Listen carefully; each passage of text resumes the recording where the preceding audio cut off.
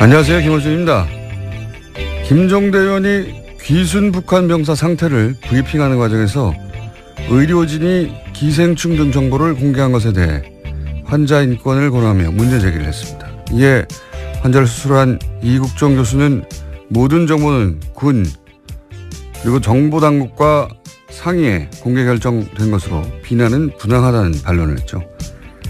저는 각도를 좀 달리해서 이 문제를 봅니다. 과거 서구 제국주의가 동양에 대한 우월성을 확인하고 동양에 대한 지배를 정당화하기 위해서 동양을 비위생, 전근대, 야만의 이미지로 형상화했었죠. 너희들은 그렇게 미개하니 우리에게 당하는 게 당연하다. 오리엔탈리즘이라고 합니다. 환자 인권으로 표현된 김종대 의원이 느낀 불편함의 본질은 우리 남한이 목숨을 걸고 기순한 한 병사의 기생충까지 동원해서 북한에 대한 우월성을 확인하고자 하는 그런 졸렬함에 대한 것이 아니었을까. 물론 그런 불편함이었다면, 그런 종류의 불편함이었다면 그 비판은 당국과 협의하에 의학적 팩트를 브리핑한 이 교수 개인이 아니라 정보 공개 범주를 정한 당국과 기생충 화면을 대대적으로 보도하며 북한의 비위생만을 강조한 미디어에 포커스 했었다면 하는 아쉬움이 있습니다. 하지만 남한이 우리 미디어가 북한을 상대하는 그 멘탈리티에 대한 문제 제기로는 의미가 있다. 김원준 생각이었습니다.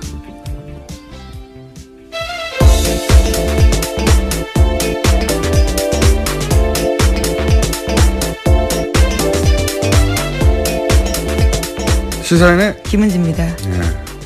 이게 이렇게까지 큰 논란이 될 줄은. 네, 계속해서 실시간 검색 순위에 있던데요. 여기 잠깐만 하자면, 왜냐하면 굉장히 예리하기 때문에 제가. 시간이 별로 없다고 하셨던 것 같은데요. 네, 이거 하다 끝내면 되죠. 네, 잠깐요. 네. 김종대 의원의 문제 제기가 이게 빛을 발하지 못한 이유는 프레임을 너무 좁게 잡았기 때문에 제가 보기에는 뭐냐면 환자 인권만으로 프레임을 잡았잖아요. 그러니까 의사가 직접 타겟이 되어버리는 건데 이렇게 생각해 보면 만약에 이런 정치적 상황을 완전히 배제하고 의학적으로만 동일한 상황이다. 그러니까 남한의 병사가 그 구역에서 똑같은 총격을 당해가지고 사경을 헤매는데 수술 과정에서 회복을 지연시키는 회충이 발견됐다. 이런 똑같은 상황을 남한 병사로 생각해 봐요. 근데 우리 군 당국이나 정보 당국이 자, 회충을 공개합시다 했을 것인가? 저는 안 했을 거라고 봅니다. 그리고 미디어가 그걸 크게 종편에서 기생충 화면을 집중적으로 띄웠을 것인가? 저는 안 했을 거라고 봅니다. 만약에 그렇게 했으면 그 남한 병사 그러면 향후 사회생활 어떻게 하라고 하냐 이런 인권 문제나 사생활 보호 문제 당연히 나왔겠죠. 그러니까 그런 측면에서 인권을 이제 얘기한 거예요.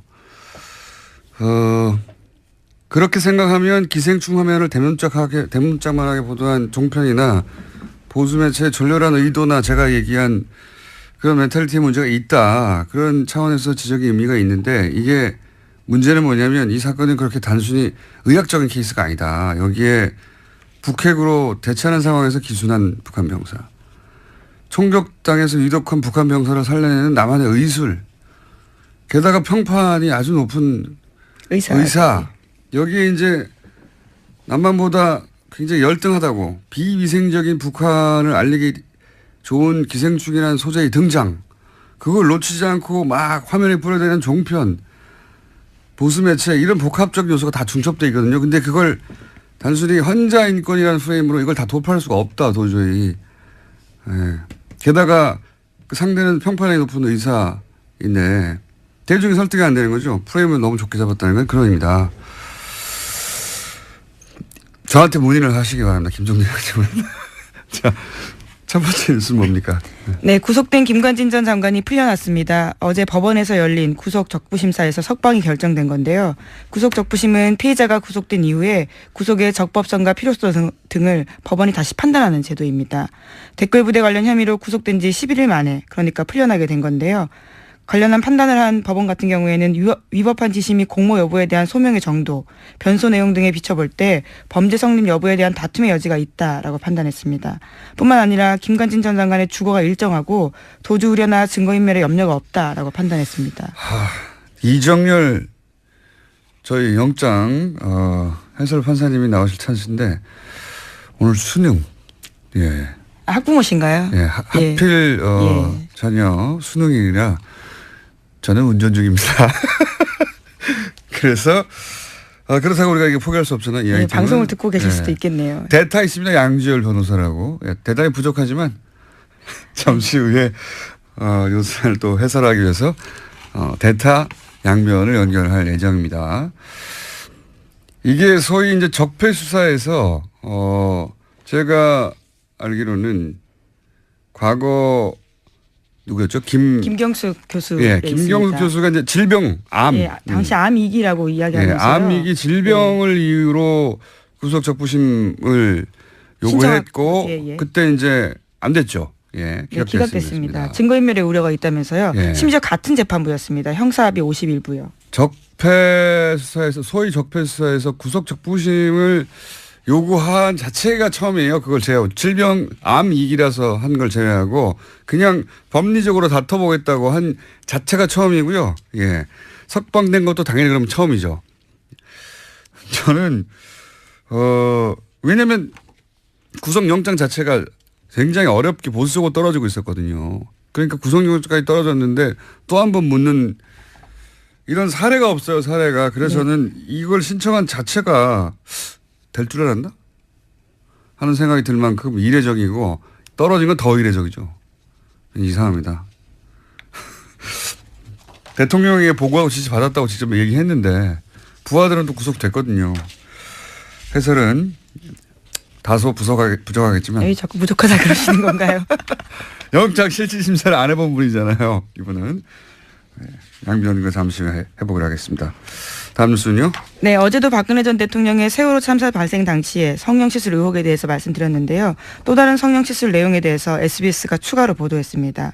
세월호 실종자 수색이 난항을 겪을 때도 참사 이후 처음 대국민 사과를 발표할 즈음에도 박근혜 전 대통령에 대한 성형시술이 이뤄졌다라고 특검이 판단하고 있다라는 겁니다. 시점은 5월 12일과 13일인데요. 비선 의료를 했던 김영재 원장 그리고 또 부인까지도 카드 사용 내역과 휴대전화 위치 기록을 바탕으로 특검이 그렇게 판단했다라고 합니다. 어제는 이제 세월호 사고 이틀 후에 적어도 이틀 후에는 시술을 하는 것이 거의 분명해 보인다는 게 특검의 조사 보고서였는데 그게 공개됐고 저는 개인적으로는 세월호 사고 당일도 미용과 관련된 일정이 있었다라고 보는 것이 그때 일정을 비워두고 있었고 미리. 네, 수요일 날 일정이 없었습니다. 그리고 미용사에게 전날 오지 말라고 통보해 두었고 그렇다면 사전에 예약된 그리고 그로부터 9일 동안 미리 일정이 안 잡혀 있었고 사전 예약된 어떤 미용 관련 일정이 있었을 거라고 강력히 추정하는 바가 있고 지금 추가적으로 나온 것은 이제 그 이후에 거의 한 달여간 수색을 하고 그리고 이제 사실 그 당시만 되돌아가 보면 전 국민이 이제 화면을 지켜보며 혹시 추가 그렇죠. 그냥 충격받고 슬퍼하고. 그다음에 오늘은 수색을 한다. 유가족들 인터뷰하고 그리고 이제 길에 나가서 뭘 사질 않는다. 사람들이 저녁에 술을 안 마신다. 이럴 정도로 그런 상황이었는데 계속해서 수술을 했다는 거죠. 예. 네, 5월 한 달에만 비선 의사 부부가 최소 5차례 방문했다라는 것이요. 특검의 판단입니다. 이해할 수 없습니다. 저는 정말.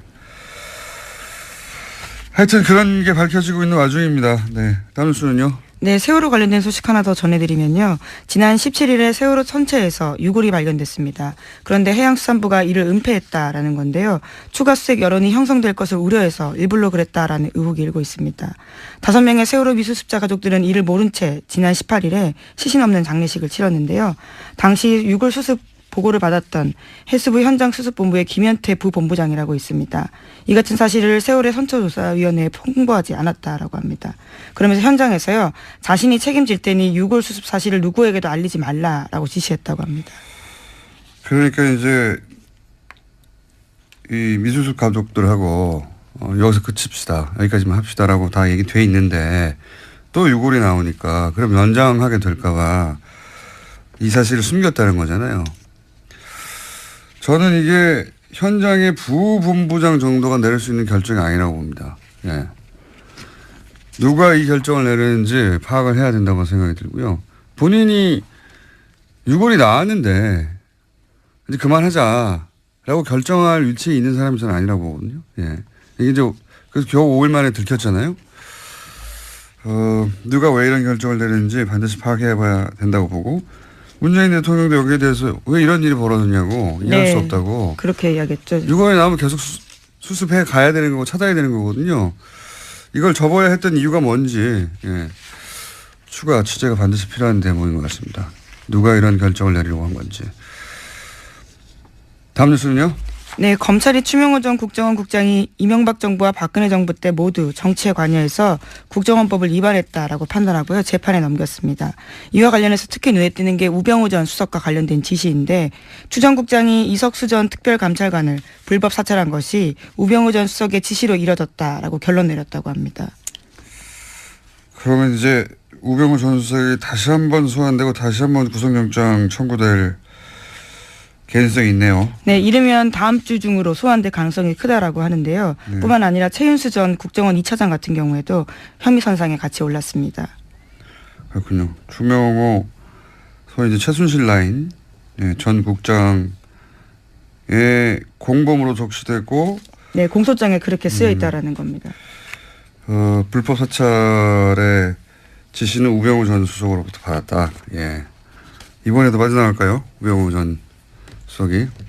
그런 뉴스가 있고요. 그 외에 양지열 변호사 연결되어 있기 때문에 네, 하나만 더 전해드릴까요? 예, 차은택 씨가 어제 1심에서 징역 3년의 실형을 선고받았습니다. 여기에는 중요한 부분이요. 박근혜 전 대통령이 공범으로 명시됐다라는 겁니다. 사실 박근혜 전 대통령은 이제 너무 많은 혐의와 너무 많은 사안에서 공범 혹은 직접 지시기 때문에 박근혜 전 대통령을 여전히 사랑해서 이제 여러 가지 태극기 들고 집회 하시는데 그 집회는 법적으로는 아무 도움이 안 될 것 같습니다. 자, 지금 김관진 전 장관이 구속 적부심을 통해서 석방된 사안 가지고 이정열 판사님의 개인적 사정으로 연결이 안 돼서 아침에 연락했더니 대타 양지열 변호사님 연결됐습니다. 안녕하십니까? 또 그 사이 전화 끊어졌어요? 예. 기다리다가 삐졌나 봐요. 전화 연결됐다는 소리 듣고 제가 들어왔는데 다시 연결됐습니까? 예. 큰 도움이 안 되네요. 지금 30초를 까먹었어요. 변호사님? 예, 여보세요? 네. 대타가 이렇게 뭘 까먹어요? 시간을. 자, 빨리 얘기합시다. 예. 이게 굉장히 이상한 사건입니다. 예. 그죠? 정말 황당했습니다. 예. 밤에 저도 보고. 예. 원래 구속적부심이라고 하는 게 변호사들이 요즘에는 청구 자체를 잘 안 하거든요. 그러니까요. 예, 왜냐면 이게 판사들이 싫어해요.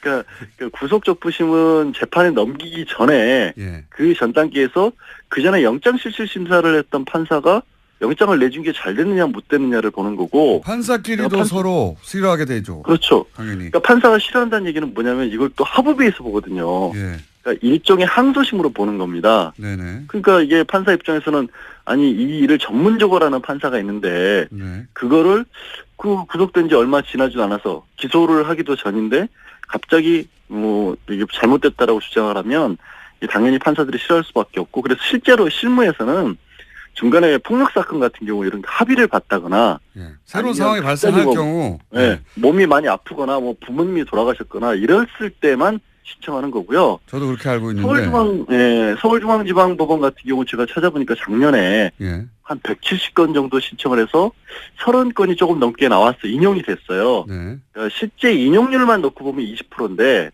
문제는 작년에 서울중앙지방법원에서 처리한 1심 사건이 한 5천 건이 넘어요. 그러니까 전체 사건 대비로 봤었을 때 이렇게까지 나오는 거는 5천 건 중에 33건이니까 몇 %니까 정말 계산을 미리 하셨어야죠. 예. 계산을 제가 한수는 약해요. 근데 1%도 안 된다. 예. 그거의 문제는 대부분 그 비율이 말씀드린 것처럼 합의를 받거나 이런 사정 변경이 있었을 때지 아무 사정 변경이 없었고 김관진 전 장관이 갑자기 부모님이 돌아가셨을 리는 없잖아요. 그 연세에. 이게 그러니까 말하자면 법리 10일 만에 법리 판단을 새로 했다는 거거든요. 아무것도 없는 거, 아무 변경 사항도 없는데. 그렇죠. 갑자기 도주율이나 증거인멸 우려가 없다라고 갑자기 법원이 본 거예요. 보통 이럴 경우 변호사가 그거 해봐야 소용이 없습니다. 라고 하거나. 실제로 소용없다고 하는 정도가 아니라 예. 그러니까 양형사유에서 나중에 법원에 이른바 괘씸죄에 걸릴 수 있으니까 예. 하지 말라고 합니다. 게다가 알려요. 그래서 이 적폐 관련 수사 작년부터 시작해서 저 김경수 교수가 질병 이를 이유로 그렇죠. 한번 청구한 이후로는 처음이에요. 처음. 고영태 씨는 체포적부심사를 청구를 했다가 기각됐어요. 예, 그건 다른 이야기고 구속적부심. 예, 하여튼 구속적부심에 체포 구속적부심을 넓게 크게 하나로 보니까 그 두 건밖에 없는데 기각됐고 또 이 사건은 그러니까 그때는 암이었을 때도 기각됐거든요. 그렇죠. 뭐 기억하시겠지만 갑자기 이렇게 다 지우고 모자 쓰고 나타났잖아요. 눈썹도 없애고 이런 상황에서. 그러니까 정말로 애초에 날 구속시키면 안 된다라는 걸 강력하게 보여줬는데도 구속시켰고 이후에 또 진단서까지 첨부를 해서 정말 심각한 상태라고 했는데 결국에 안 풀어졌거든요. 그러니까 구속이라고 하는 것 자체가 2008년 이후에 급속도로 줄어들었어요. 그러니까 구속이 줄어드니까 구속에 대해서 적부심사 청구하는 일은 정말로 줄어든 거죠. 인용도 잘 안 되고. 적폐 수사 관련해서는 아무도 신청을 안 했다니까요. 질병이. 아니 안 할 수밖에 없는 게 밑에 지금 김관진 전 장관 같은 경우에는 그때 국방부 장관 했을 때 부하직원은 실형까지 받았거든요. 벌써. 그거를 그리고 내가 지휘를 했노라는 걸 본인이 인정을 한 상황인데. 대통령이 그래서 그래서 그 위에 지금 얘기한 것처럼 이명박 전 대통령이 지시를 받고 있다는 얘기까지 했기 때문에 그러면 상식적으로 이명박 전 대통령 수사와도 직결되는 문제인데 그거를 갑자기 아무 특별한 사정 변경도 없이 구속 사유가 없어졌다고 보는 거는 정말 이해하기 어렵죠. 저는 지금까지 쭉 이야기한 대로 청구 자체가 이상하고 그래서 이거 이미 신청할 때 인용될 줄 알았나? 이렇게 생각이 들 만큼 이상한 일이다. 저는 바보 됐어요. 어제 기자분들이 여러 번 전화를 했었는데 절대 그럴 일 없다고. 왜 하는지 모르겠다고. 저도 그렇게 알고 있었는데 더 깊이는 양 변호사님께서 대답할 수준이 안 되기 때문에. 아니 새벽에 지금 전화 걸어서 뭐 하는 짓입니까 이게. 판사를 안 해보셨기 때문에 기본적인 사항은 충분히 저희가 이해했습니다. 저도 그렇게 생각하고요. 예. 네, 알겠습니다. 대타 고생하셨고요. 스튜디오에서 곧 뵙겠습니다. 감사합니다. 네, 고맙습니다. 자, 오늘은 위가 많습니다. 빠르 이어가지고 또 짧게 그것마저 알려주면 리얼미터 권순정 조사 분석실장 나오셨습니다. 안녕하십니까. 네. 빨리 가죠. 네네. 숫자 딱딱딱. 네, 대통령 지지율이 다시 올랐습니다. 1.5%포인트 오른 73.1%고요. 부정평가는 22.3%입니다. 60대 이상 TK 보수층에서 상당히 많이 올랐어요. 60대 이상 TK 같은 경우는 50%대였는데 60%대 올랐고요. 그 보수층 같은 경우는 이제 북핵 이후에 상당히 많이 빠지면서 부정평가하고 긍정평가가 많이 떨어졌는데 지금 초박빙으로 좁혀졌습니다. 그래서 전반적으로 봤을 때 지난 한 주 지나면서 구여권 지지층이 재결집 조짐을 보이고 있다. 그렇게 봐야 될 것 같습니다. 일간으로 봐도 71.5, 73.3, 72.8 이렇게 월, 화, 수 이렇게 변했습니다. 저는 이제 최근 6개월, 7개월간의 문재인 대통령 지지율을 보면서 다들 이제 6개월 정도 지나면 꺾이게 될 것이고 또 뭐 여러 가지 사안 달라하면 주저앉게 될 것이고 이때까지 이제 대통령들의 지지율이라는 게 그랬으니까요. 다른 나라도 그렇고 보통. 근데 이렇게 계속 회복해가는 걸 보면은 지지율이 과연 떨어지겠는가 60% 이하로. 그런 생각이 들 정도로 굉장히 고탄력입니다. 사실상 모든 정부에서 이렇게 하반 경직성 상승 경직성이 있으면 계속 떨어지기 마련이거든요. 그 라인을 봐도 이전 정부에도 계속 그래 왔습니다. 아니면 전 세계적으로 그렇잖아요. 그렇죠. 예. 지나면 지날수록 사실 피로감도 생기고. 네네. 근데 이제 문재인 대통령의 특징은 북핵이 이런 거 하면서 훅 한번 떨어지죠. 네네. 60%대로. 네, 그렇습니다. 그리고 다시 똑같이 올라와요. 네. 몇 개월 전하고 비슷하게. 지금 73.1%는 북핵 이전하고 거의 비슷한 수준으로 올라왔어요. 예. 예. 신기한 지지율 상황이고요. 어쨌든 돌아왔고요. 예. 네네. 정당으로 넘어가면 이번 주 주목할 것은 국민의당이 최저 지지율을 경신했습니다. 자유한국당이 계속 조금씩 상승하다가 18, 9%까지 올랐거든요.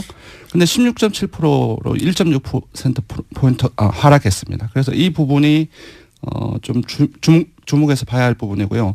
민주당 같은 경우는 0.5%포인트 상승해서 51.8% 여전히 2주째 상승세입니다. 역시 대통령처럼 60대 이상에서 상당히 많이 올라가지고 계속 이전에는 한국당이 뒤졌거든요. 근데 뒤집었습니다.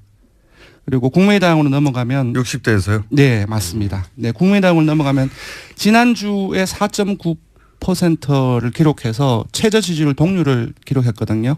근데 0.5% 더 하락해서 4.4%로 떨어졌습니다. 특히 월요일 일간 집계에서는 그러니까 이른바 끝장 토론 하루 전이었죠. 3.8%로 떨어져서 창당 이후 일간 집계로 3%대로 떨어진 건 처음입니다. 3%대는 보통 잘못 누른 거거든요. 근데 이제 일간 지지율에 이거는 얘기를 하면 안 되겠네요. 500명 지지율 온체들을 따로 보는데 그보다 더 떨어졌습니다. 정의당 지지율이 아예 안 나온다고 거의. 왜냐하면 이게 독도는 일본 땅입니까? 한국 땅입니까? 일본 땅이 좀 울었을 때 일본 땅이라고 잘못 누르는 비율이 이 정도 좀.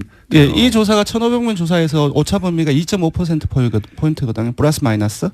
이제 지금 이걸 보면은 오차 범위 아닌 거죠. 그러니까 무작위 잘못 변동이라고 볼 수도 있는데 그렇지는 않겠죠. 네. 국민당 조사 정확합니다. 심각하게 받아들여야 되는 상황이다. 예, 정의당은 오늘 정의당 얘기를 좀 해야 될 것 같은데 19대 대선 이후에 가장 높은 7%포인트에 근접했습니다. 3위로 뛰어올랐고요. 한 주 동안 1.9%포인트 상승해서 6.9%를 기록했습니다. 자유한국당이 왜 이렇게 하락했죠?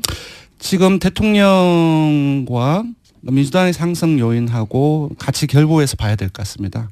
국민들께서는 그 국가기관인 그 국가정보원에서 그 돈을 상납이나 수수하고 그것도 사적 유용을 썼다는 것이 상당히 크게 분노를 하고 있는 것 같고요.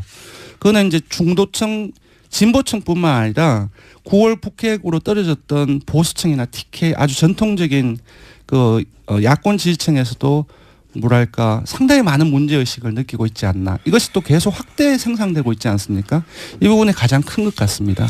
자유한국당에서는 이제 11명이 새로 합류한 것에 대해서 굉장히 의무부여를 많이 했는데 그 효과가 생각보다 크진 않고 바른정당이 빠져나간 것도 바른정당이 미치는 타격 정도가 생각보다 크지 않고 그러네요. 네, 바른정당은 지금 빼먹었는데 0.1%포인트 하락해서 5.6% 횡보했습니다. 근데 여기서 자세히 봐야 될 것은 TK에서 19대 대선 이후에 한국당에 거의 3분의 1 또는 4분의 1 수준까지 밀렸거든요. 처음으로 TK에서 절반 이상으로 한국당 지지율 절반 이상으로 넘어섰습니다. 오히려 TK에서 바른정당의 지지율이 올라가고 있다. 맞습니다. 네. 언더독 효과인 것 같기도 불쌍하잖아요. 네.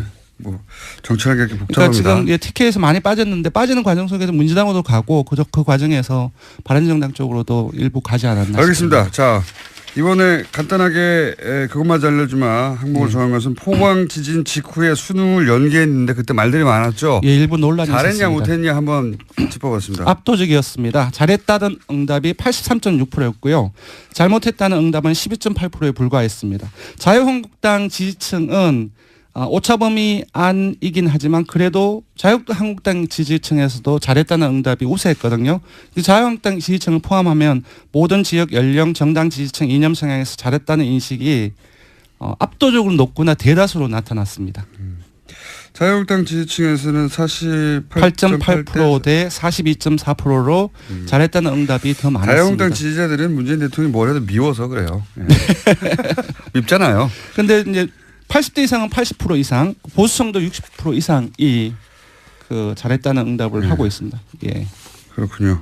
60대 이상에서도 81대 13인데 네. 자유한국당 지지자들 입장에서는 네. 거의 비슷하군요. 예. 네, 그렇습니다. 왜냐하면 60대 이상이 조금 더 넓지 않습니까? 자유한국당 지지층에 비해서. 네. 아니, 이건 뭐 자연스러운 것 같아요. 네, 원래 그렇습니다. 내가 미워하면 뭘 결정해도 미운 법이니까요. 네. 자, 조사 개요 불러드리겠습니다.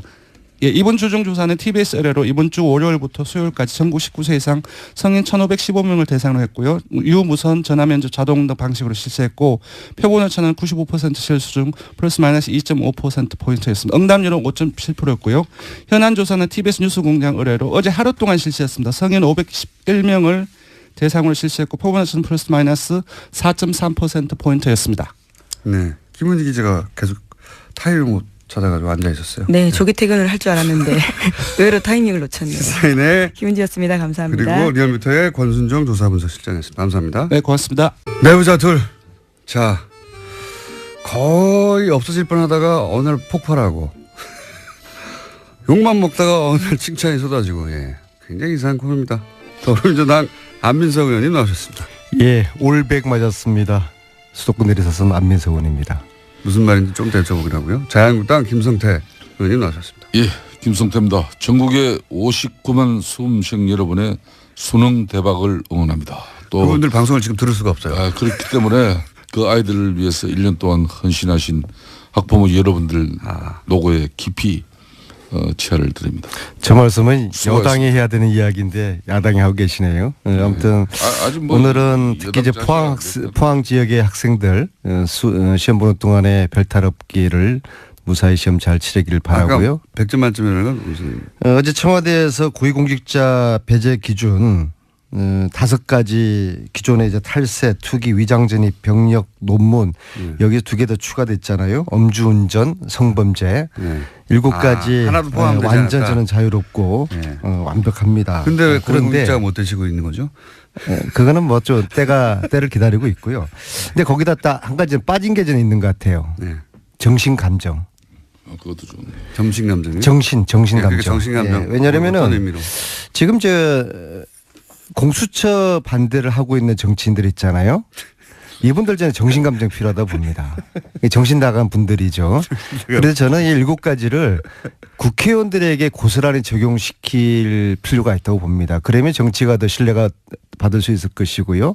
공수처라는 거는 국회의원, 검사들, 고위 공직자들을 수사를 하기 위한 특별 기구를 만든다는 거 아닙니까? 대통령도 수사 대상이 심지어 되잖아요. 대통령도 받겠다는 거 아닙니까? 그러면은 권력을 가진 사람들의 비리를 특별히 조사하고 관리하는 이 공수처를 반대하는 거는 싫다는 거거든요. 내 목에 칼 들이대는 거 싫다는 거거든요. 자유한국당 입장에서는 그거가 이제 야권에 주로 타겟을 삼을 것이다 이런 이제 의혹을 그러니까 가지고 반대하는 이유는 한번 몇 가지가 되는데요. 반대하는 이게 정신 나간 이유는 짓이죠. 본인이 정신 감정 하지 마시고. 받아야 됩니다.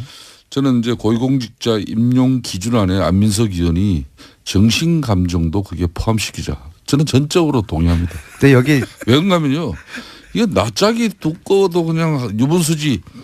대통령 공약으로 내걸어서 대통령이 되면은 이 5대 비리 배제 원칙을 가지고 공정한 인사를 하겠다. 이렇게 천명해서 대통령 된 사람이 근 지금 현재 195일 동안 근 7개월 동안에 이 내로남불 인사들 이 부적격 인사들을 줄줄이 임명했던 청와대가 지금 와가지고 이제 공정하게 인사 다 억지로 다 하고 나니까 고위공직자의 임용 기준을 발표한다는 게 이게 가당키나 한 말입니까? 참 한 일주일 열흘이라도 있다가 해야지 말이야. 사람들이 철판을 깔아도 이만저만 철판을 한번 이야기해 보세요, 안민석이. 김성태 아니. 의원은 본인 목에 칼 들이대는 공수처를 이제 반대하시는 저런 논리는 아니 지금 정치가 제가 이전에 이제 박쥐 정치 이야기했잖아요. 박쥐 안민석 정치 의원님. 말고 갈치 정치라고 들어봤어요? 갈치 정치를 갈치라는 생선은 동료를 먹고 자라요. 그러니까 위기 때마다 상대방을 끌어들이는 이런 물타기를 하면서 이 자신의 생존을 해나가는 이 갈치 정치 있잖아요. 아니, 본인 동료 의원 공격하고 저 이야기 들어보세요. 상대방 무조건 공격하고 하면서 하는 이런 갈치 정치. 이게 저 논리를 지금 저대로 갈치 정치 논리거든요. 집권당 중진 의원으로서 제 이야기 좀 들어보세요. 대통령까지도 내 목에 칼을 대라. 우리 가족들, 주위 친척들 집중적으로 조사하고 관리하는 공수처 이거 내가 받아들이겠다고 하는데 왜 야당 의원들이 공수처를 반대합니까? 자, 우리 안민석 의원님 지금 첫 주제는 고위공직자 임용 기준안 발표 관련해 가지고 안민석 의원이 정신감정도 여기 하나 더 넣자 그래서 지금 이 주제를 가지고 우리가 이야기하고 있는데 인정할 건 해야지. 그럼 좋아요. 이런 고위공직자의 임용 기준 5대 배제 원칙을 이렇게 명확하게 내세우면은 지금까지는 그거 적용 안 시키면서 대통령 공약 때 내나 한 얘기예요. 그런데 어저께 이제 홍종학 장관 임명하고 나자마자 이걸 이제 발표를 했는데 그러면 대통령이 우선 사과라도 해야 되는 거 아닙니까? 그리고 두 번째는 이런 임용 기준안을 대통령이 이미 대선 공약 때 내걸고 대통령이 당선되면 이런 인사 기준 원칙을 가지고 고위공직자를 임명하겠다 했는데 그런데 캠코더 인사한 거 아니에요. 캠프, 코드, 더불어민주당 인사로 끊임없이 이렇게 지적을 받았는데도 이게 인사 간행 적폐가 아니고 뭡니까? 그러면은 이렇게 제대로 검증을 하지 못한 누군가는 청와대 주변의 참모가 책임도 지고 대통령도 사과하면서 앞으로 나는 7개월 동안 인사를 한다고 했는데 내가 참 누워서 침 뱉는 격이 됐는데 하지만 앞으로는 정말 이렇게 잘하겠다. 이래 해야지. 그 이야기 하다가 갑자기 공수처 이야기예요. 문제는 저러한 갈치 정치의 논리를 대부분의 국민들이 공감하지 않는다는 거예요. 문재인 대통령에 대한 지지도가 계속 70%대를 유지를 하고 있어요. 그렇다고 그러면은 중도를 다 끌어들인 거거든요. 문재인 대통령의 하는 정치 행태라든지 지진 대책이라든지 안보 정책이라든지 이런 국민들의 민심을 거슬리는 게 아주 일상화가 됐어요. 자유한국당이 이렇게 해가지고는 이 보수가 다시 살아남기 힘들고요. 공수처를 반대하면은 솔직히 우리가 지연제가 많으니까 공수처 이거 신설되면은 우리 자한당 국회의원들 중에서 살아남을 사람들 절반도 안 될 테니까 이게 두렵다. 이거 좀 살려달라. 차라리 우리한테 물밑에서 하소연하고 선처를 부탁하면은 인간적으로 좀 그래도 좀 봐주기라도 하죠. 근데 지금 그 이야기를 지금 말씀이라고 하세요? 자기들 지연제가 들춰질까 봐 공처 반대하면서 청와대 뭐 대통령 직속 제1급 수석 비서관 반대 논리를 대는 청와대 정무수석도 지금 현재 이제 특히 김관진 전 장관 안보실장 풀려난 거 있어가지고 저는 오늘 이 아침에 붕괴를 금치 못하겠어요. 저는 김관진의 구속으로 최순실의 이 무기 쪽에 이 화산이 폭발되지 않을까를 기대를 했거든요. 왜냐하면은 제가 받은 제보 중에서 김관진 안보실장이 합참의장을 마치고 2009년, 2010년 2년을 안민석 의원님은 딸들과 가족들과 함께 워싱턴에서 2년을 본인이 살아요. 왜 아시다시피 전병헌 정무수석이 청와대 제1급 참모로서 아주 많은 그 비용이 필요하거든요. 구속 수사가 되고 있는데 대해서는 왜 한마디 저렇게 또 부탁을 하시네요. 잠깐만 제 이야기하고서 말씀 아니 내가 아까 본 내 이야기를 합니다. 자, 저 굉장히 지금 아주 지금 사법 말을 막으신 이유가 뭐죠? 저렇게 자기네들 마음에 들지 않으면 김관진 이야기 하고 난 다음에 듣고 난 다음에 이야기를 하세요. 중요한 말씀을 하는 겁니다. 새로운 정보인 것 같아서 이 얘기만 듣고. 그래서 그 2년 동안에 김관진 안보실장이 그 2년 동안에 그 생활 비용을 방산업체, 외국의 방산업체에서 후원을 했다는 제보를 제가 받았거든요. 자, 그러면 간단해요. 그러면은 2년 동안에 김관진 실장이 무슨 돈으로 그 생활비 많은 비용을 미국에서 댔는지 2년 동안 그건 계좌 조사하면 금방만이 나오는 것이죠. 2년 그래서 동안에 미국의 방산업체로부터 말하자면 생활비를 받았다. 아마 4인 가족이 워싱턴에서 2년 동안 살았으면은 아마 100만 불 이상 정도는 썼을 거라고 보거든요. 과연 그 돈을 김관진 안보실장이 개인 돈으로 쓰지는 않았을 것 같은데 그 제보에 의하면은 방산업체가 후원을 미국의 방산업체 받았다. 예, 미국의 방산업체가 나중에 우리나라에 무기도 파는 업체입니까? 그래서 이게 최순실하고 저는 연관이 된다 보거든요. 왜냐하면 저는 최순실이가 문화계 농단, 체육계 농단 하면서 결국엔 돈을 빼먹은 거 아닙니까? 이건 사실 무기에 비하면 끈값이죠. 돈을 사랑했던 진짜 대통령 최순실이가 과연 무기에 손대지 않았을까요, 공장장? 손댔을 거라고 저는 그렇게 가정을 하거든요. 예, 그래서 이러한 연계고리가 2009년, 2010년에 김관진이의 미국에서 생활비 이것을 검찰이 쉽게 그런 들여다볼 수 있는 거 아니에요. 그렇게 될 수 있는데 그게 이제 지금 이걸 기대를 했었는데 풀려나면서 어렵게 풀려난 게 이게 저는 단순하게 뭐 도주 우려가 없다. 이건 정말 지나가는 개가 웃을 일이고요. 구속시킬 때는 도주 우려가 있다고 해서 구속시켜 놓고서 풀어줄 때는 도주 우려가 없다. 시키세요. 저는 그런데 이 방송이 맨날 더 큰 이유가 있을 거라고 보는 것이죠. 이건 새로운 정보니까 들어보고요. 새로운 정보. 이게 아무리 자, 지금 현재 재판부는 기울어진 운동장에서 방송을 하지만 사람이 이재용 재판하다가 저한테 들켜가지고 주장을 바뀌었던 그 이모라는 부장판사가 지금 우병우를 지금 하고 있지 않습니까? 재판부의 현실이 지금 이렇습니다. 아니, 저분이 재판부의 이런 자신의 주장이나 자신의 자, 오케이. 자, 김성태 의원님 말씀 한번 해보세요. 하고 싶은 말씀 해보세요. 제가 이렇게 한 2년 가까이 우리 안민석 의원님을 지켜보면은 본인이 의혹 제기하고 본인이 이렇게 문제를 야기한 부분에 대해서 검찰이 또 제대로 수사해가지고 또 이렇게 구속적부심에서 이렇게 구속이 이루어지면 뭐 검사나 판사 칭찬하고 또 판사가 그걸 이렇게 기각하면은 또 재판부 그냥 욕하고. 자, 이런 것도 사법부의 판단 자체를 갖다가 우리가 존중해줘야지. 지나가는 개도 이걸 웃지 않겠냐 이러면은 이 방송에서 어떻게 되겠습니까? 김관진 실장은 그래도 대한민국의 군인으로서 대한민국 국가 안보를 위해서 평생을 바친 분이에요. 예? 새로운 의혹 좋습니다. 미국에서요 뭐 어떤 의혹, 그 의혹은 다시 대한민국 검찰에 제보를 받은 게 있으면 제공을 하세요. 제공을 하셔가지고 당당하게 또 검찰이 수사를 해서 잘못이 있으면은 또 처벌을 받을 수 있도록 하면 되는 것인데, 근데 대체로 제가 요 근래 이렇게 보면은 안민석 의원께서 제보를 받고 요 근래 의혹 제기하는 부분은 거의 헛발질이에요.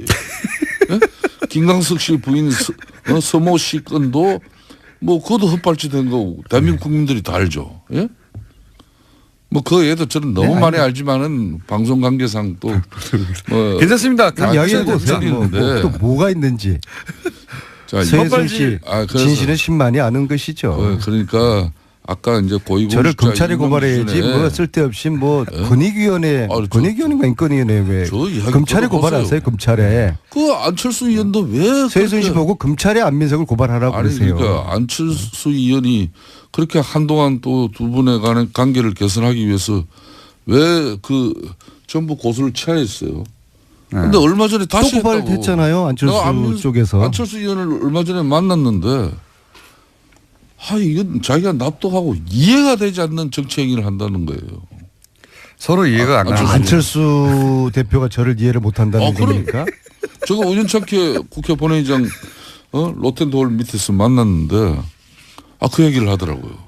그래서 제가 하는 이야기는 아니 말 한마디 예? 최순실 재산 환수 그 몰수 특별법 국민당이 소극적이다라고 이야기를 한 그것이 안철수 쪽에서 저를 검찰에 고발할 만한 그런 문제입니까? 그렇게 하면은 국회의원들 그냥 뭐 밤낮 고발 당하는 것이죠. 제가 이야기한 거는 국민당에서 아무런 액션이 없으니까 소극적이라고 이야기를 한 건데, 근데 작년 11월 달에 자신들이 그 특별법을 당론으로 발의했다고 그러더라고요. 공장장.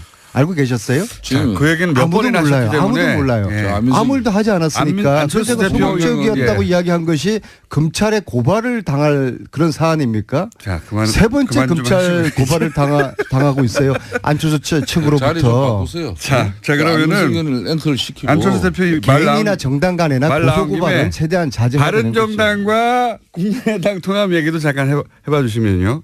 1, 2당의 입장에서 이 지금 3, 4당 간의 통합 논의에 대해서 어떻게 보십니까? 기본적으로 저는 남의 집안일에 이러쿵저러쿵 하고 싶은 생각은 전혀 없지만요. 항상 해왔어서 자, 지금 이 문제의 출발점은 예. 안철수의 위기의식으로부터 분석을 해야 됩니다. 무슨 말입니까? 자, 지금 이대로 안철수 대표가 중심이 된 국민당이 내년 선거를 이대로 치를 수 있겠습니까? 전패할 거예요. 전패하고 되면 지방선거 이후에 안철수는 설 땅이 없는 겁니다. 정치 완전히 물러나야 되거든요. 그런 위기감에서 안철수 대표가 지금 좌충우돌 하고 있는 겁니다. 자, 자한당하고 바른당하고 국민당은 뿌리가 틀리잖아요. 여기에 통합 연대 그런 이야기들을 막 아직 하고 5분 있는데요. 남았고요. 평상시대로 5분 가지고 한 10가지 정도 얘기할 수 저는 있습니다. 어쩌면은 안철수 대표가 보수 정당을 기반으로 해서 추후에 대권 후보에 대한 구상을 하고 있을 것이다. 그런 얘기도 있습니다. 그래서 빅텐트 자한당과 바른정당까지 묶어서 후보가 되려는 그러한 욕심을 가지고 있을 것이다. 지방선거에서 자유한국당이 잘 안 되면 네네. 자유한국당에서 이제 대선 후보가 없구나 생각해서 나오는 분들과 이제 또 저는 여기 대해서 여기 대해서 있습니까? 국민당 내부에 호남 출신들은 택도 없는 소리라고 하거든요. 그래서 제가 볼 때는 국민당은 이미 심리적으로 분당이 돼 있는 상태입니다. 네. 자, 이제 안현님. 자, 그러면 자유한국당 입장에서 그걸 어떻게 바라봅니까? 우리 안현님이 지난주는 좀 집권당 중진위원으로서 이렇게 품격과 품위도 지키시면서 했는데. 요즘 디거넛 엘리간스. 그러니까 이 스탠스는 제가 유지하고 있어요. 한 주 만에 또 이 사람이 확 변했어요. 180도로. 김관진 어? 풀려나니까 제가 제정신이겠습니까? 그러니까 이게 말이 됩니까 이게? 아니 그러니까 김어준 공장장님. 그렇지 않아도 이 기울어진 제가 운동장에서 김관진 방송을 하는데 다시 하는데 집어넣을 겁니다. 정신 상태가 저렇게 불안정하고 안 좋을 때는 방송력이 출연시키지 마세요. 예? 정신 감정이 필요한 부분이에요. 그러니까 일단 와가지고 얘기를 해야 알 수 있으니까. 대한민국 방송 중에서 가장 방송진위원회에서 제재를 많이 받고 있는 방송이 이 방송 제재를 아니에요? 많이 받고 있지 않습니다. 예. 많이 받았죠. 정치권에서 많이 주장을 하고 있습니다. 15년에 특갈비 투명하게 공개하자는 주장을 왜 아니, 반대하셔가지고 잠깐만요. 이 산을 자, 하고 이제 있어요? 이당 입장에서 제가 좀 이야기를 할게요. 이제. 예, 자 그러면 이 제2당 입장에서 이제 3, 4당의 통합 문제에 대해서 특갈비 투명하자는데 반대하는데 요 얘기 하고요. 특갈비 저분이. 안민석 의원께서 혼밥이다 뭐다 해가지고 예. 안철수 대표를 공개할 때마다 제가 대려 방송에서 균형성이나 공정성 때문에 본의 아니게 안철수 대표 변론도 많이 했지 않습니까? 근데 오늘은 제가 한마디 하겠어요. 일정 부분 어찌 보면은 안민석 의원 말씀에 동의가 되는 건데 안철수 대표가 국민의당과 바른당이 통합하면 지방선거에서 제2당으로 등극한다는 것은 이건 한마디로 아직까지 꿈을 꾸고 있는 거죠. 정치는 살아있는 생물이고 현실인데 선거 승리를 위해서는 정치는 수단과 방법을 가리지 않습니다. 그렇지만은 그 안철수 대표께서는 정치 공학적인 발상이 과연 이 안철수 대표가 이야기하는 새 정치였는지 그건 되묻지 않을 수 없는 것이고 지난 5선 동안 이 새 정치를 뭐 이렇게 지향하면서 이렇게 정치권에서 활동을 했지만은 이 시간 5년이면 길입니다. 대통령 임기 5년이에요. 그런데 안철수 대표는 5년 동안 보여주지 못했어요. 내가 MB 아바타입니까? 뭐 이런 정도의 아직 그 정치의 큰 틀을 벗어나지 못하고 있는데 그렇다고 해가지고 지금 안민석 의원이 속한 민주당은 국민의당을 늘 해치하는 같은 정당이에요. 그래서 결정적일 때는 어떻게 꼬시는지 하여튼 결정적인 도움을 받아내요. 그럴 때는 협치 정당이고 우리는 행제 정당이고 협치요. 별 이야기를 다 하면서 또 이런 방송에 나와서는 저런 이야기를 하면은 내가 안철수라 그래도 민주당 사람들은 믿질 못하는 것이고 차라리 뭐 적지만은 바른정당하고 뭐 이렇게 통합이라도 해서 좀 기반을 갖춰보려고 하는 그 처절한 몸부림에 너무 큰 비난을 하지 맙시다 우리가. 안철수 대표와 국민당하고는 저희들은 구분해서 봐야 된다고 보고요. 하여튼 남의 집안 이야기 그만하고요. 저는 왜 그 새누리당과 김성태 당시에 저하고 같이 15년도에 이맘때 예결위 간사를 함께 했잖아요. 네. 왜 특수활동비를 좀 줄이고 홍준표 대표 특수활동비 공개하자는 이야기를 그 주장을 왜 반대했는지 하고요. 홍준표 대표 역시도 지금 갈치 정치를 하고 있는 겁니다. 느닷없이 원혜영 대표로 끌어들여가지고 내가 저 당신한테도 운영비 주지 않았냐. 이건 김성태 의원님 의견을 좀 들어봐야겠고요. 왜 반대를 하셨어요? 예, 이 국정원의 특활비를 가지고 청와대가 받아 쓴 것이 드러나면서 이 논란이 시작됐는데 문제는 이 특활비가 개인 사적인 용도로 잘못 쓰여졌다면은 이건 이제 용처에 대해서는 검찰이 수사를 할 건데 첫 번째는 국정원을 지휘 감독하는 청와대가 국정원으로부터 특수활동비를 받은 것 자체가 뇌물이라는 것이죠. 청와대 상납받은 그 그러니까 돈을 그 40억을 누가 어떻게 썼을까요? 두 번째는 특수활동비는 정해진 용도가 아닌 다른 중이라는 소재의 등장.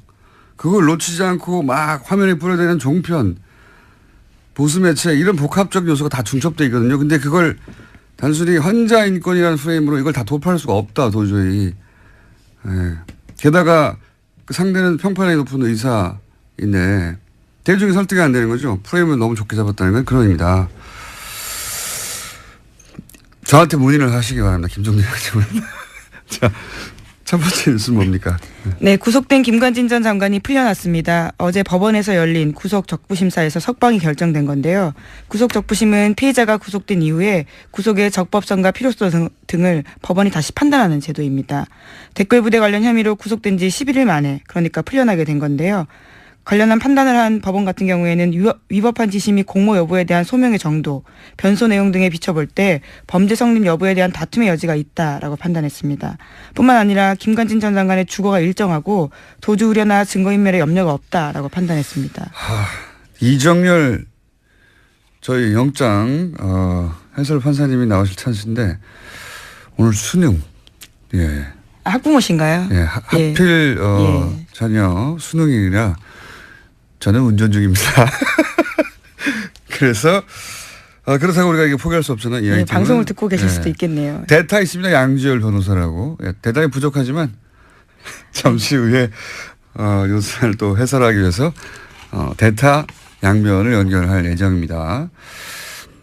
이게 소위 이제 적폐 수사에서 제가 알기로는 과거 누구였죠? 김경숙 교수. 예, 김경숙 교수가 이제 질병, 암. 예, 당시 암 위기라고 이야기하면서요. 암 위기 질병을 이유로 구속 적부심을 요구했고 그때 이제 안 됐죠. 예, 기각됐습니다. 증거인멸의 우려가 있다면서요. 예. 심지어 같은 재판부였습니다. 형사합의 51부요. 적폐 수사에서 소위 적폐 수사에서 구속 적부심을 요구한 자체가 처음이에요. 그걸 제외하고 질병 암 위기라서 한 걸 제외하고 그냥 법리적으로 다퉈보겠다고 한 자체가 처음이고요. 예, 석방된 것도 당연히 그럼 처음이죠. 저는 왜냐하면 구속영장 자체가 굉장히 어렵게 보수적으로 떨어지고 있었거든요.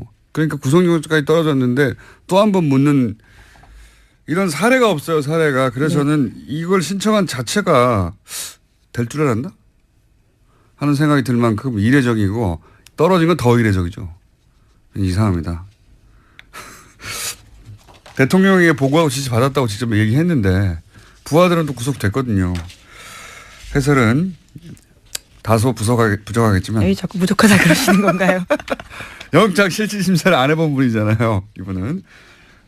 양변과 잠시 후에 해보기로 하겠습니다. 다음 뉴스는요? 네, 어제도 박근혜 전 대통령의 세월호 참사 발생 당시에 성형시술 의혹에 대해서 말씀드렸는데요. 또 다른 성형시술 내용에 대해서 SBS가 추가로 보도했습니다. 세월호 실종자 수색이 난항을 겪을 때도 참사 이후 처음 대국민 사과를 발표할 즈음에도 박근혜 전 대통령에 대한 성형시술이 이루어졌다라고 특검이 판단하고 있다는 겁니다.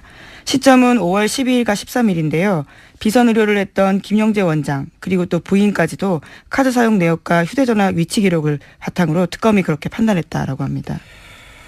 어제는 이제 세월호 사고 이틀 후에 적어도 이틀 후에는 시술을 하는 것이 분명해 보인다는 게 특검의 조사 보고서였는데 그게 공개됐고 저는 개인적으로는 세월호 사고 당일도 미용과 관련된 일정이 있었다라고 보는 것이 그때 일정을 비워두고 있었고 미리. 네, 수요일 날 일정이 없었습니다. 그리고 미용사에게 전날 오지 말라고 통보해 두었고 그렇다면 사전에 예약된 그리고 그로부터 9일 동안 미리 일정이 안 잡혀 있었고 사전 예약된 어떤 미용 관련 일정이 있었을 거라고 강력히 추정하는 바 있고 지금 추가적으로 나온 것은 이제 그 이후에 거의 한 달여간 수색을 하고 그리고 이제 사실 그 당시만 되돌아가 보면 전 국민이 이제 화면을 지켜보며 혹시 추가 그렇죠. 구출이 굉장히 충격받고 있는가, 슬퍼하고. 그다음에 예. 오늘은 수색을 한다. 유가족들 인터뷰하고 그리고 이제 길에 나가서 뭘 사질 않는다. 사람들이 저녁에 술을 안 마신다. 이럴 정도로 그런 상황이었는데 계속해서 수술을 했다는 거죠. 예. 네, 5월 한 달에만 비선 의사 부부가 최소 5차례 방문했다라는 것이요 특검의 판단입니다. 이해할 수 없습니다. 저는 정말. 하여튼 그런 게 밝혀지고 있는 와중입니다. 네, 다음 뉴스는요. 네, 세월호 관련된 소식 하나 더 전해드리면요. 지난 17일에 세월호 선체에서 유골이 발견됐습니다. 그런데 해양수산부가 이를 은폐했다라는 건데요. 추가 수색 여론이 형성될 것을 우려해서 일부러 그랬다라는 의혹이 일고 있습니다. 5명의 세월호 미수습자 가족들은 이를 모른 채 지난 18일에 시신 없는 장례식을 치렀는데요. 당시 유골 수습 보고를 받았던 해수부 현장수습본부의 김현태 부본부장이라고 있습니다. 이 같은 사실을 세월의 선처조사위원회에 홍보하지 않았다라고 합니다. 그러면서 현장에서요. 자신이 책임질 테니 유골 수습 사실을 누구에게도 알리지 말라라고 지시했다고 합니다. 그러니까 이제 이 미수습 가족들하고 여기서 그칩시다. 여기까지만 합시다라고 다 얘기돼 있는데 또 유골이 나오니까 그럼 연장하게 될까 봐 이 사실을 숨겼다는 거잖아요. 저는 이게 현장의 부본부장 정도가 내릴 수 있는 결정이 아니라고 봅니다. 예. 누가 이 결정을 내리는지 파악을 해야 된다고 생각이 들고요. 본인이 유골이 나왔는데 이제 그만하자라고 결정할 위치에 있는 사람이 저는 아니라고 보거든요. 예. 이게 이제 그래서 겨우 5일 만에 들켰잖아요. 누가 왜 이런 결정을 내리는지 반드시 파악해 봐야 된다고 보고 문재인 대통령도 여기에 대해서 왜 이런 일이 벌어졌냐고 이해할 네, 수 없다고. 그렇게 이야기했죠. 유골이 나오면 계속 수습해 가야 되는 거고 찾아야 되는 거거든요. 이걸 접어야 했던 이유가 뭔지 추가 취재가 반드시 필요한 대목인 것 같습니다. 누가 이런 결정을 내리려고 한 건지. 다음 뉴스는요. 네, 검찰이 추명호 전 국정원 국장이 이명박 정부와 박근혜 정부 때 모두 정치에 관여해서 국정원법을 위반했다라고 판단하고요. 재판에 넘겼습니다. 이와 관련해서 특히 눈에 띄는 게 우병우 전 수석과 관련된 지시인데 추 전 국장이 이석수 전 특별감찰관을 불법 사찰한 것이 우병우 전 수석의 지시로 이뤄졌다라고 결론 내렸다고 합니다. 그러면 이제 우병우 전 수석이 다시 한번 소환되고 다시 한번 구속영장 청구될 개연성이 있네요. 네, 이르면 다음 주 중으로 소환될 가능성이 크다라고 하는데요. 네. 뿐만 아니라 최윤수 전 국정원 2차장 같은 경우에도 혐의 선상에 같이 올랐습니다. 그렇군요. 추명호 소위 이제 최순실 라인 전 국장의 공범으로 적시되고 네, 공소장에 그렇게 쓰여 있다라는 겁니다. 불법 사찰의 지시는 우병우 전 수석으로부터 받았다. 예. 이번에도 빠져나갈까요? 우병우 전 수석이. 그런 뉴스가 있고요. 그 외에 양지열 변호사 연결되어 있기 때문에. 네, 하나만 더 전해드릴까요? 예, 차은택 씨가 어제 1심에서 징역 3년의 실형을 선고받았습니다.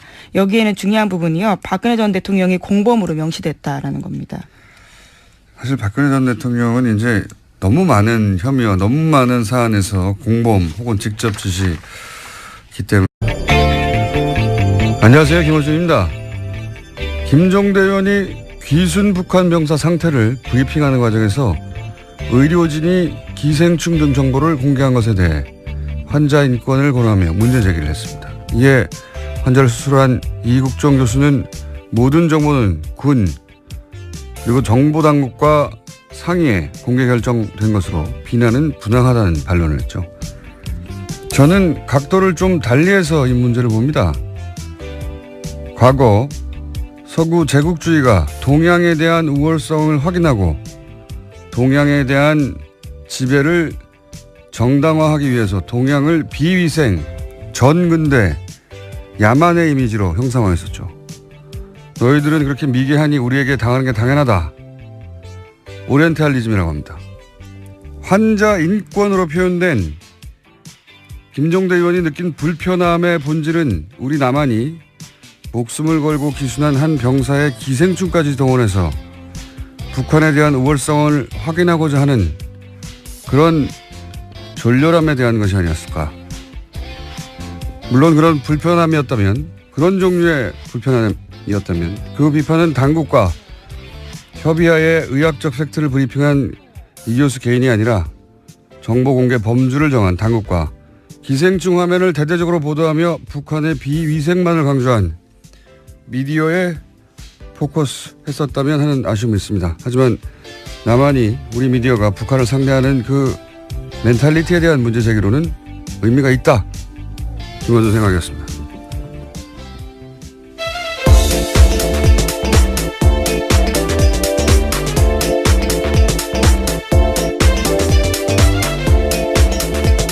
시사인의 김은지입니다. 네. 이게 이렇게까지 큰 논란이 될 줄은. 네, 계속해서 실시간 검색 순위에 있던데요. 여기 잠깐만 하자면, 왜냐하면 굉장히 예리하기 때문에 제가. 시간이 별로 없다고 하셨던 것 같은데요. 네, 이거 하다 끝내면 되죠. 네, 잠깐요. 네. 김종대 의원의 문제 제기가 이게 빛을 발하지 못한 이유는 프레임을 너무 좁게 잡았기 때문에 제가 보기에는 뭐냐면 환자 인권만으로 프레임을 잡았잖아요. 그러니까 의사가 직접 타겟이 되어버리는 건데 이렇게 생각해 보면 만약에 이런 정치적 상황을 완전히 배제하고 의학적으로만 동일한 상황이다. 그러니까 남한의 병사가 그 구역에서 똑같은 총격을 당해가지고 사경을 헤매는데 수술 과정에서 회복을 지연시키는 회충이 발견됐다. 이런 똑같은 상황을 남한 병사로 생각해봐요.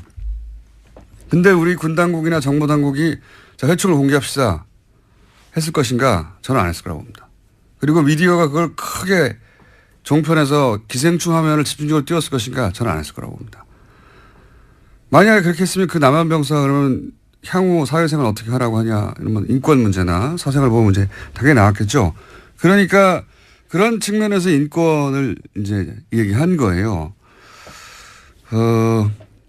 그렇게 생각하면 기생충 화면을 대문짝만하게 보도한 종편이나 보수매체의 졸렬한 의도나 제가 얘기한 그런 멘탈리티 문제가 있다. 그런 차원에서 지적의 의미가 있는데 이게 문제는 뭐냐면 이 사건은 그렇게 단순히 의학적인 케이스가 아니다. 여기에 북핵으로 대처하는 상황에서 기순한 북한 병사.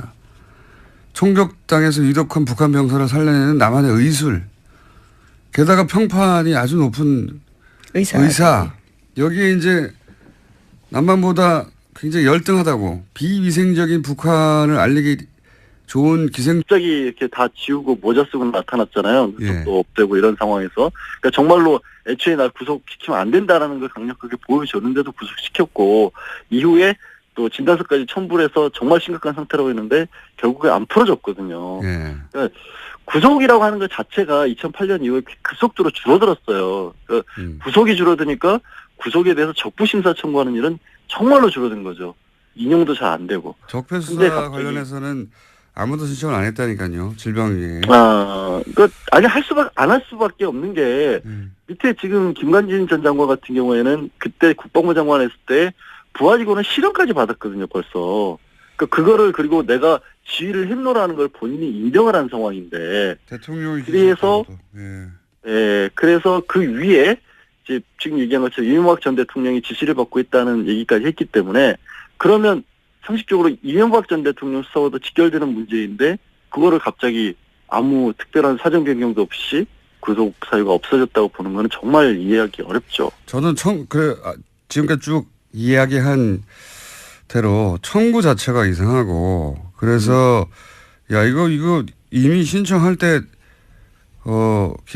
인용될 줄 알았나?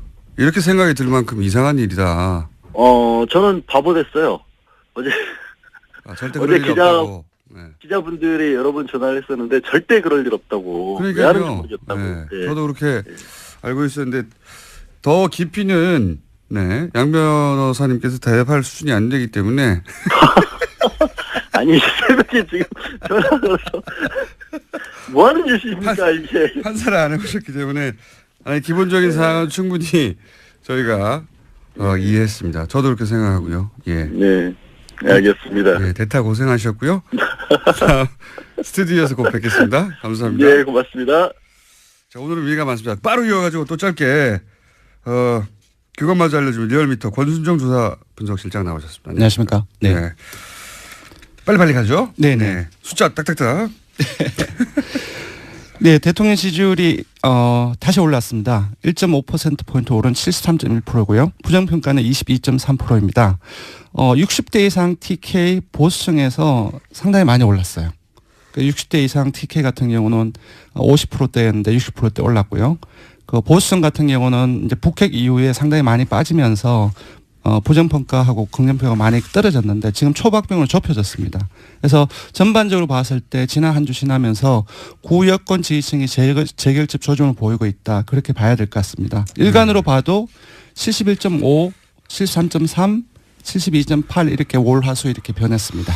저는 이제 최근 6개월, 7개월간의 문재인 대통령 지지율을 보면서 다들 이제 6개월 정도 지나면 꺾이게 될 것이고 또 뭐 여러 가지 사안들 나오면 주저앉게 될 것이고 이때까지의 이제 대통령들의 지지율이라는 게 그랬으니까요. 다른 나라도 그렇고 보통. 근데 이렇게 계속 회복해가는 걸 보면 지지율이 과연 떨어지겠는가 60% 이하로. 그런 생각이 들 정도로 굉장히 고탄력입니다. 사실상 모든 정부에서 이렇게 하방 경직성, 상승 경직성이 있으면 계속 떨어지기 마련이거든요. 그 라인을 봐도 이전 정부에도 계속 그래 왔습니다. 아니면 전 세계적으로 그렇잖아요. 그렇죠. 예. 지나면 지날수록 사실 피로감도 생기고. 네네. 근데 이제 문재인 대통령의 특징은 북핵이 이런 거 하면서 훅 한번 떨어지죠. 네네. 60%대로. 네, 그렇습니다. 그리고 다시 똑같이 올라와요. 네. 몇 개월 전하고 비슷하게. 지금 73.1%는 북핵 이전하고 거의. 네, 예. 박근혜 전 대통령을 여전히 사랑해서 이제 여러 가지 태극기 들고 집회 하시는데 그 집회는 법적으로는 아무 도움이 안 될 것 같습니다. 자, 지금 김관진 전 장관이 구속 적부심을 통해서 석방된 사안 가지고 이정열 판사님의 개인적 사정으로 연결이 안 돼서 예 아침에 연락했더니 대타 양지열 변호사님 연결됐습니다. 안녕하십니까? 또 그 사이 전화 끊어졌어요? 예. 기다리다가 삐졌나 봐요. 전화 연결됐다는 소리 듣고 제가 들어왔는데 다시 연결됐습니까? 예. 큰 도움이 안 되네요. 지금 30초를 까먹었어요. 변호사님? 예, 여보세요? 네. 대타가 이렇게 뭘 까먹어요? 시간을. 자, 빨리 얘기합시다. 예. 이게 굉장히 이상한 사건입니다. 예. 그죠? 정말 황당했습니다. 예. 예. 밤에 저도 보고. 예. 원래 구속적부심이라고 하는 게 변호사들이 요즘에는 청구 자체를 잘 안 하거든요. 그러니까요. 예. 예, 왜냐면 이게 판사들이 싫어해요. 그러니까 구속적부심은 재판에 넘기기 전에 예. 그 전 단계에서 그 전에 영장실질심사를 했던 판사가 영장을 내준 게 잘 됐느냐 못 됐느냐를 보는 거고 판사끼리도 서로 싫어하게 되죠. 그렇죠. 당연히. 그러니까 판사가 싫어한다는 얘기는 뭐냐면 이걸 또 합의에서 보거든요. 예. 그러니까 일종의 항소심으로 보는 겁니다. 네네. 그러니까 이게 판사 입장에서는 아니 이 일을 전문적으로 하는 판사가 있는데 네. 그거를 그 구속된 지 얼마 지나지도 않아서 기소를 하기도 전인데 갑자기 뭐 이게 잘못됐다라고 주장을 하면 당연히 판사들이 싫어할 수밖에 없고 그래서 실제로 실무에서는 중간에 폭력 사건 같은 경우 이런 합의를 받다거나 예. 새로운 상황이 발생할 경우 네. 몸이 많이 아프거나 뭐 부모님이 돌아가셨거나 이랬을 때만 신청하는 거고요. 저도 그렇게 알고 있는데 서울중앙지방법원 같은 경우 제가 찾아보니까 작년에 예. 한 170건 정도 신청을 해서 30건이 조금 넘게 나왔어요. 인용이 됐어요. 네. 그러니까 실제 인용률만 놓고 보면 20%인데 예. 문제는 작년에 서울중앙지방법원에서 처리한 1심 사건이 한 5천 건이 넘어요. 예. 그러니까 전체 사건 대비로 봤었을 때 이렇게까지 나오는 거는 5천 건 중에 33건이니까 예. 몇 퍼센트입니까? 정말 계산을 미리 하셨어야죠. 거죠. 예. 계산을 제가 산수는 약해요. 근데 1%도 안 된다. 예. 그거의 문제는 대부분 그 비율이 말씀드린 것처럼 합의를 받거나 이런 사정 변경이 있었을 때지 아무 사정 변경이 없었고 김관진 전 장관이 갑자기 부모님이 돌아가셨을 때는 없잖아요. 그 연세에. 이게 그러니까 말하자면 법리 10일 만에 법리 판단을 새로 했다는 거거든요. 아무것도 없는 거, 아무 변경 사항도 없는데. 그렇죠. 갑자기 도주율이나 증거인멸 우려가 없다라고 갑자기 법원이 본 거예요. 보통 이럴 경우 변호사가 그거 해봐야 소용이 없습니다. 라고 하거나 실제로 소용없다고 하는 정도가 아니라 예. 그러니까 양형 사유에서 나중에 법원에 이른바 괘씸죄에 걸릴 수 있으니까 예. 하지 말라고 합니다. 게다가 알려요. 그래서 이 적폐 관련 수사 작년부터 시작해서 저 김경수 교수가 질병 이를 이유로 그렇죠. 한번 청구한 이후로는 처음이에요. 처음. 고영태 씨는 체포 적부 심사를 청구를 했다가 그거는 기각됐어요. 예, 그건 다른 예. 이야기고 구속 적부 심사. 예, 하여튼 그러니까 구속 적부심에 체포 구속 적부심을 넓게 크게 하나로 보니까 그 두 건밖에 없는데 기각됐고 또 이 사건은 그러니까 그때 부하직원들은 그때는 다 시험을 받았어요. 암이었을 때도 기각됐거든요. 그렇죠. 뭐 기억하시겠지만